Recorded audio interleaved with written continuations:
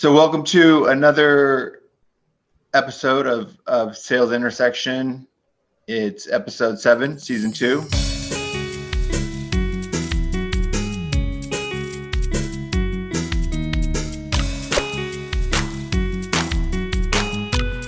Today I have with me Raul, and I might be butchering this, Wadhwa. Wadhwa. That's okay. I mean, you got my first name right, which is like a bigger problem. Okay. When I first went to US, everybody would call me Raul, and I went with it. I'll be honest, I went with it. I said, okay, fine. Okay, great. Yeah, and he's head of global sales development, author of a book called Get Higher. He's a podcast host. He's an ambivert. But what really struck me on a personal level was his level of integrity, humility, and ability to be a host and bring in discussion topics that range from mental illness to podcasting and social selling, and do it in a way that is full of tact and integrity. And I have a lot of admiration for the way you're going about your podcast trajectory. And so without further ado, thank you, Raul, for being on the show today. I am honored, Eric. Thank you so much for spending time and doing all the research. I truly appreciate that. I don't think so I ever do that sort of research. So that's like a learning for me. Yeah, I like to do, so much research where it's almost creepy, that I know some things about the guest, yeah, things you did in elementary school and whatnot. No, it's kind of just a joke, but anyway, so you have a lot of accolades, if you go to your LinkedIn page, a lot of recommendations and people that vouch for you. And when we posted together, I think it was like 25% of my folks that viewed it and liked it, and it was pretty much all India and your fans. People just kind of naturally love you that have worked with you and that maybe just know you through your social brand. Can you? That's the man I know today, and I just so my listeners know, I've never met Raul in person, and he lives in India for one, and COVID times. I don't know if I'd meet him here, but I met him over social media, so I don't know him very well, but so this would help me as well. This is generic, and hopefully the only generic part of the episode. Can you give us an about me that you would say to me as if we were having coffee or going on a hike that's not, on your YouTube channel or LinkedIn or whatnot? Okay, that's a good one. That's an interesting one. Let's say if we were having coffee or probably we were having beer, I would say I'm just a salesman, or at the end of the day, I mean, we all are salespeople, right? But I would say if you were to ask me today, I think my definition of how I would announce myself or how I would talk about myself have kind of changed. I would say I'm a content creator. Okay. And I think this is something which was a kind of realization which I just had, sort of an epiphany after talking to one of my one of my friend whom I hosted last week. And she's like a LinkedIn influencer. She's got like 105,000 followers. She was like one of the LinkedIn top voices in 2021. So after talking to her, I kind of realized that's exactly what I've been doing in the last 3 or 4 years. And if you were to ask me today, I'm a content creator. I mean, we all are salespeople at the end of the day, but yeah, I mean, I think I'm kind of known, or the kind of brand I've been able to build in the last few years has been to the content. So short answer. Yeah. And you do live in India. What percentage of your followers would you say are Indian versus US? I would say 65-35, 65% India, 35% in US. And in terms of the reason why you experience such rapid, abrupt growth. Why do you think it happened? And did it happen for different reasons, given the cultural differences between the two countries? So I think that there are like multitudes of reasons behind it. So I'll tell you what. So I got into sales like at a very late age in comparison to what other SDRs do right now. So I became an SDR. I got into sales when I was 29, and most of the SDRs start today at about an age of 23, 22. So you can imagine the age difference, right? And at the same time, because I started late and I had this vast experience where I was kind of trained on US culture for months, and I was trained by US and Americans, and I got into that formal training where I understand the cultural nuances of being to US, of stayed in US. So all those kind of helped me, which I see that a lot of people, for example, who are starting from India do not have that sort of advantage. I mean, everybody has their own pros and cons, but I think this was my advantage. So when I became an SDR, I think it came quite naturally to me because of the past experiences, and in the past also, I have been a sort of a collection agent where I used to collect money from the CEOs of the hotel, owners of the hotels, and that gave me like tremendous confidence. Like my thought process used to be, hey, if I can collect money from the CEOs, asking for a meeting should be the easiest thing, and that's exactly what happened.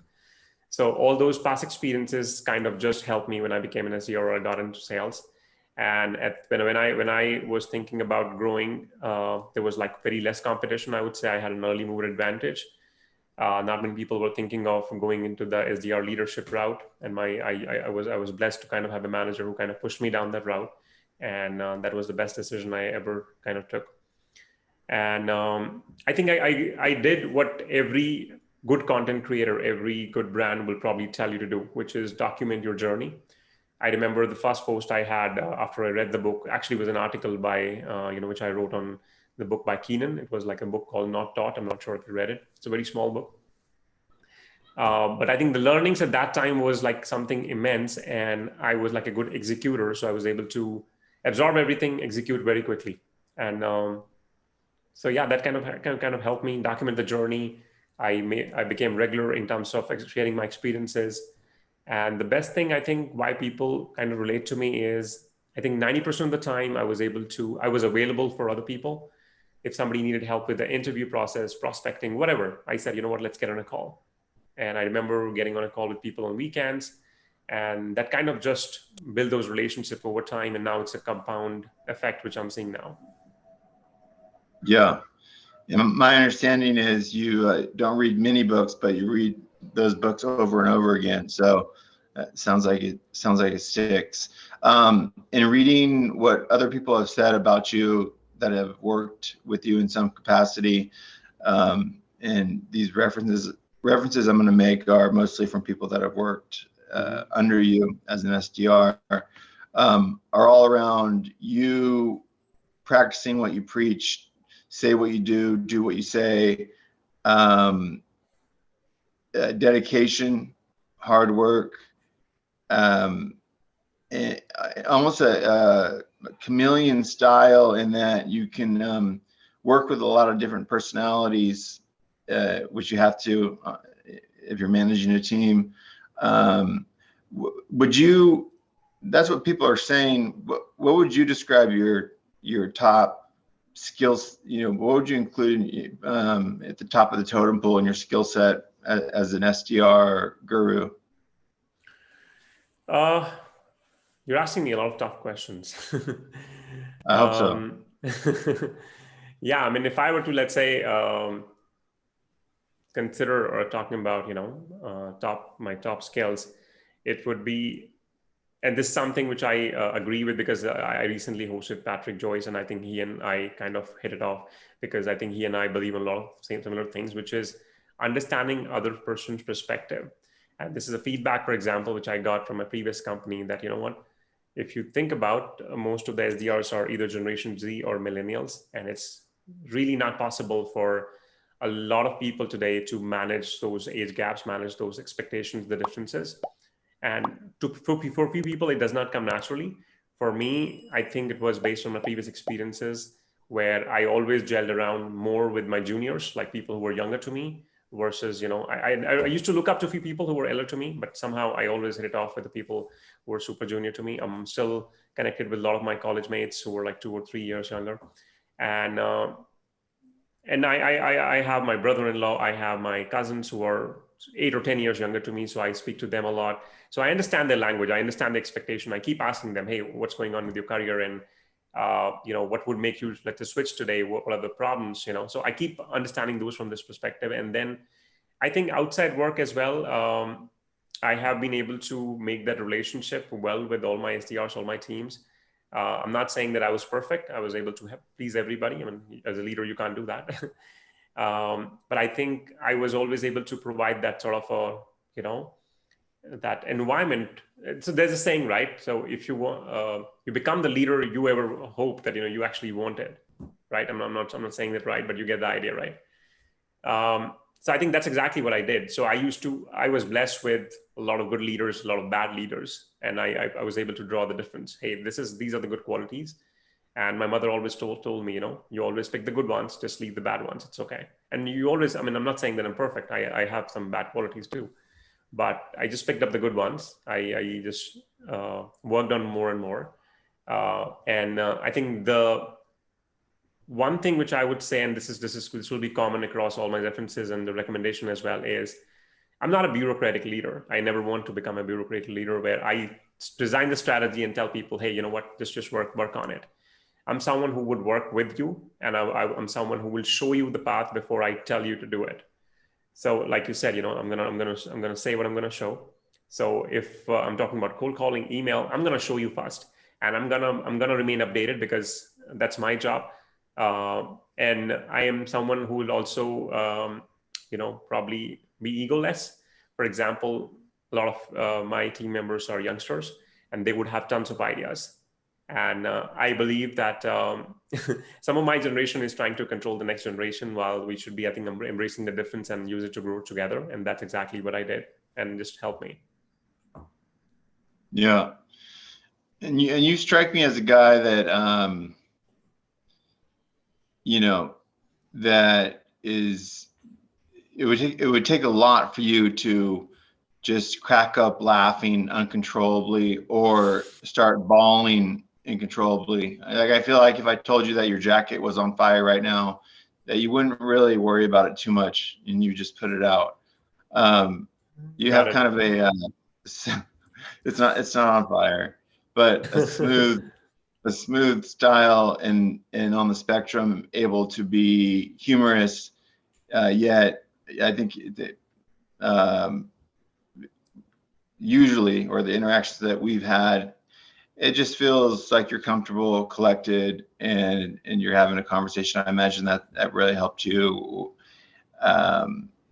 with your conversations, prospecting, and also with your team. I named some accolades earlier, but what are you most proud of in your career, in your life, or personal life and professional? So I'll talk about professional first. So there was this incident. I'm not sure not many people know about this, but that's, if somebody were to ask me during the interview, and like you're asking right now, what is the moment of which I'm truly proud of? So I had an SDR whom I hired twice. I mean, I had hired him in a previous company, then I quit that company, moved to another one. He kind of followed along, and I kind of placed my bet on him because I really liked him. That's the whole reason I kind of rehired him. This guy, after a month or 2 months of training, was not able to perform. I mean, his mock calls were bad. And the company said, you know what, he might or might not be fit. I think we made the wrong hire. I think it's best time that we probably transfer him to another role or do something about it. And I said, you know what, I think I hired him. It's my responsibility because I was not able to focus on him completely. So give me 15 more days and let's see if we can turn things around. And I worked with this guy, and of course, this guy had true potential. He was able to work harder than he ever did before. He was able to have good mock calls, hit the floor, started performing. And after some time, I had quit the company, and I think I rejoined that company. That's a funny story, and some another time. But anyways, I rejoined the company, and that was the time when the company had a kickoff party.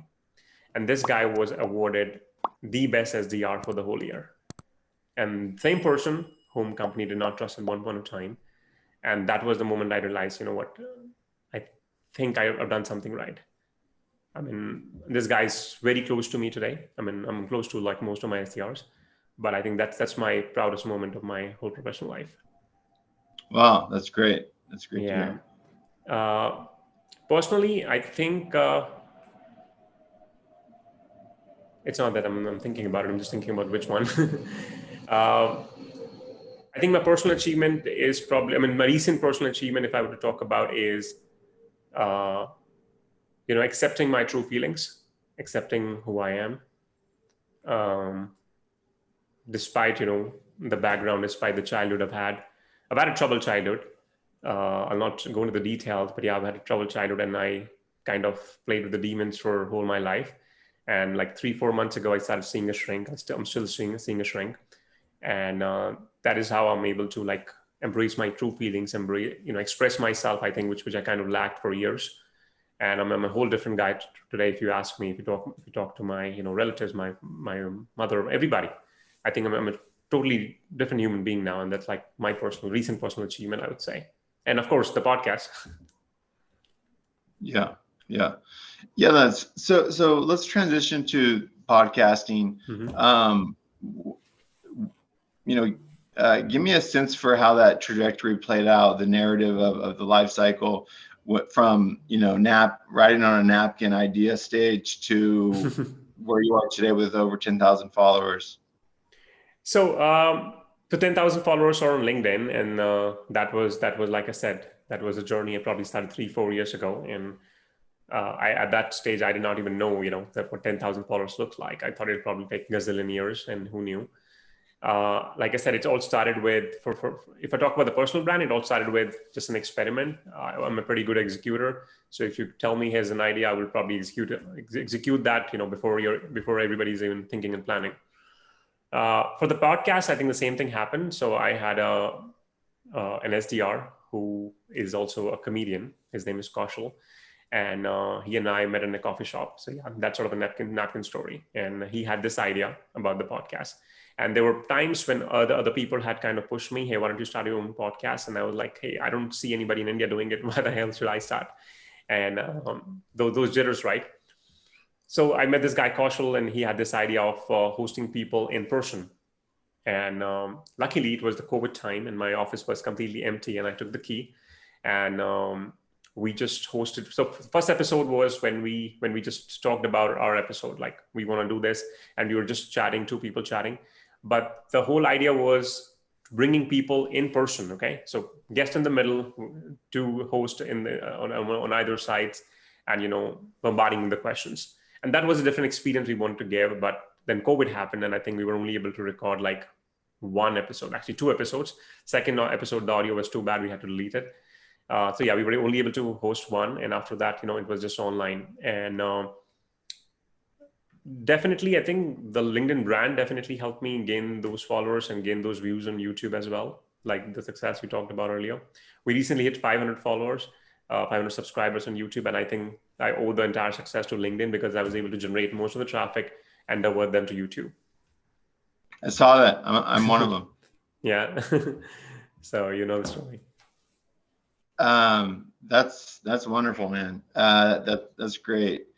And so what is the goal? What are you aiming towards for this podcast? I'll give you a deeper reason probably why I started this. And like you understand, probably I'm probably the first and the only person who's running this podcast in B2B space, B2B sales space. I'm sure there are other podcasters in India. They're like few good ones, in fact, few great ones, right? And I realize I'm kind of a boring person. And if you ask anyone around me, they will probably agree. I don't play instruments, don't sing, don't dance, don't drink much, don't smoke. I don't watch Game of Thrones. I'm like a maniac, like you said. I reread the whole books, same books. And until the last few days or few months, I kept re-asking myself, hey, why am I like that? And my wife's an artist, so that makes me even more boring, right? You see the contrast. So she's all colorful, she's an artist, she paints. And I mean, that's what people kind of aspire to be. Hey, something which you're passionate about. And I'm like, hey, you know what? I'm kind of a boring person, but what do I stand? What do I, who am I outside my work personality? And I spent days, months coming up with an answer. And I realized that, you know what? I'm not scared to stand for what I believe in. I have fought with founders, managers, my peers, my colleagues, because I had a different point of view. And I want to continue to challenge the status quo. And because I believe there shouldn't be one way to win. And like I said, my generation is trying to control the next generation. So the answer you're looking for is, I think the podcast really helps me bring my thoughts, bring my topics, the different point of view without any prejudice, without any fear. It's not controlled by an organization. It's not controlled by anybody. I mean, it's my raw thoughts. And like I said, I think I suck at writing because I think it gives me a polished version because I have to edit, I have to use Grammarly. That's not who really I am. I'm like a raw version. And I think this podcast kind of helps me bring those thoughts to people. And if you ask me like what the future looks like and what I think of right now is, there was a time when I got into sales and they were like, at that time they were like, nobody even knew what SDR means. I did not know what SDR mean. And if I knew what an SDR means and what the kind of career path looks like professionally, financially, personally, I would have joined probably sooner. And there are tons of people who do not know how to get into sales, right? I wanna open that path. I wanna provide those free resources, like step-by-step path. And that was the whole thing which I did with the Get Hired. But I think that was like, now if I think about it, that was kind of aimed at people who have some idea about it. I am also working on like probably releasing a revised version, which will be like from start to scratch, everything included. So yeah, the idea is to bring more and more people in sales and impart the knowledge which I've gathered over the years. That's the whole idea, giving back to the community. Got it. As one podcast host to another, what does a failure look like in an episode, and what does a complete success look like? What makes you feel like that walking away after an episode? Like in particular, like one episode or like in general? I mean, do you have any goals, or is there? I mean, what? I get it. I think I get it. What you're asking. So I think after an episode, when I hear from people, that they were able to follow that advice and get the job or promotion or meet their quota, or they learn something new which they are very excited to apply immediately as soon after they saw that, I think that feeling is kind of divine. That's a feeling I think I can't describe in words. It helps me sleep well at night, that I did something worthwhile, and gives me confidence, and like you said, makes you stay humble and makes you want to do more of it. To be honest, if I talk about like what a failure would look like at the end of the episode, it'll be like, it won't be the audio did not go right or the video did not go right. It'll be like, did it help enough people? If it did not help enough people, I think yeah, that's a failure. Sure. Yeah, my little factoid. My podcast is not one of those focused. We're going to talk about cold calling today, social selling, and discovery meetings. It's more about the psychology of sales and kind of the meaning behind why you got into it, how you drive meaning today. Trying to bring more impact to sales, which I think is increasingly becoming a more important subject. I think it's ironic that sales draws the most colorful personalities, yet we're evaluated by the most binary model ever, right? Quota, black and white. Yeah. And so that's what I like to talk about, and I help clients. I leverage that color to beat that binary model and to use their color to go to President's Club. But anyway, that's my little plug. I want to be sensitive to time, just a couple more questions for you. What do you do out of work that ups your game?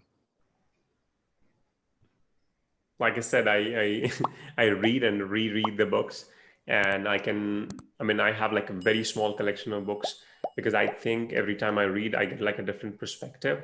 And I don't read fiction, I read nonfiction. Uh, and when I was in college, I would read like a lot of motivational books because I think I needed those, and they did help me during that time. But if you ask me today I'm trying to learn like the psychology of people. I'm trying to learn the basics of human nature. I think my life has changed ever since. I'm just trying to recall how did I encounter this book. Actually, this is an interesting thing. So I was doing the Josh Braun training like a year ago, and I learned that he is using few principles of the book. Okay, he's using few principles of influence basically, and I'm pretty sure we all have read the book Influence: How to Get Win Friends and influence people, whatever that name is. Yeah. Now, if you read those books now, you'll be like, hey, I already know this. Now you want to go to the deeper level. You want to go to the next level. So the next level is, and this is what probably led me to find this book called The Laws of Human Nature. It's by an author called Dr. Robert Greene. He has written like tremendous amounts of books, and every book is like a gold mine. My only wish in this life is I'm able to read all of his books like before I die, because I've been reading his book for the last 1 year and I'm still not finished, because every time I read something, it gives me a different perspective. I research more on it, I make notes, and I have like 3 or 4 notebooks which are completely filled of just my notes. And then I read my notes every day when I wake up. So if you ask me, and I'm recently I'm reading a book. It's like related to something related to mythology, which is like a different perspective on it. This is like an interesting read. So overall, yeah, it's the reading is what keeps me out the game. And I mean, it sounds like the shrink is also really helpful for you as well. I think we're aligned in how we maybe see our sales philosophies. There's a book every week, right, about how to sell in a post-COVID world, how to sell, how to crush it virtually, and these guys, you have to remember the authors are salesmen. They want to sell books. But one thing that doesn't change is the psychology of people you're dealing with. So I tend to read books that are associated with the psychology of sales, and I think that is really. I was a psychology major actually in college, and that worked in the psychology world for 2 or 3 years before I went down the business path. So it's something I'm fascinated by. But so last 2 questions. Who are your role models? Like personally or professionally? Mentors, role models. Okay. There's one I cannot name. I mean, because that person always choose to remain anonymous. But that's one person. He was one of my leader in one of the companies, and I always go to him no matter what happens. Anytime I'm changing the company. So that's one. So the one who cannot be named, like Voldemort. 2, I would say I've always looked up to James Buckley. He's actually going to be one of my hosts in one of the coming episodes. But yeah, I mean, he's been a good friend. Actually, there has been so many, it's just so hard to choose. You asked me to choose 2. But yeah, I mean, he's always helped me in the past. He's always helped me in the past. I've personally met him a couple of times.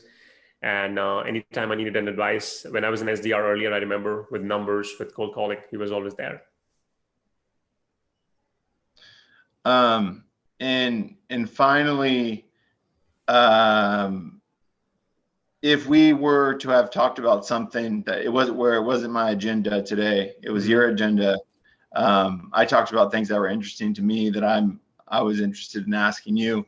But if you had to set the agenda and talk about things that are really top of mind, that are really excite you right now, what would they have been?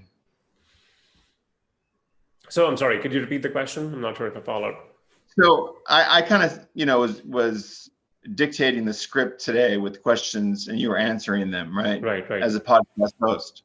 Mm-hmm. If it was flipped, though, if you could choose the agenda today and which questions to ask, which topics that are resonating with you right now that excite you, what would that be? So if, let's say, if I were to do a podcast with you, for example, if I were to bring you here, and since you have a major in psychology, like you told me now, and with your background in business and sales, I would want to go deeper into one particular aspect which makes people successful in sales, for example. And this could be one element we could pick. It could be, let's say, if you say grit, I would want to like pick that particular topic, just tear it apart, step by step, and see what makes few people have it and what makes few people do not. Because I'm always interested in the deeper things. I'm always interested in. So if you tell me this is black, I would want to find out what makes it black, and not white and all. So yeah. Got it. Well, I think I am going to be on your show, and so you can you can start. You can. Yeah, I will have to do a lot of research for you. I mean, more than what you did. I have to top that. That's great. Well, Raul, I want to thank you for being on the show. Anything you want to plug? Any website or anything at all before we drop off? So if you're watching this episode, do follow Eric, of course. If you're following Eric, great. Do follow SalesPin on YouTube. I have a LinkedIn. I'm okay with LinkedIn. If you don't follow, just follow YouTube. Got it. Okay.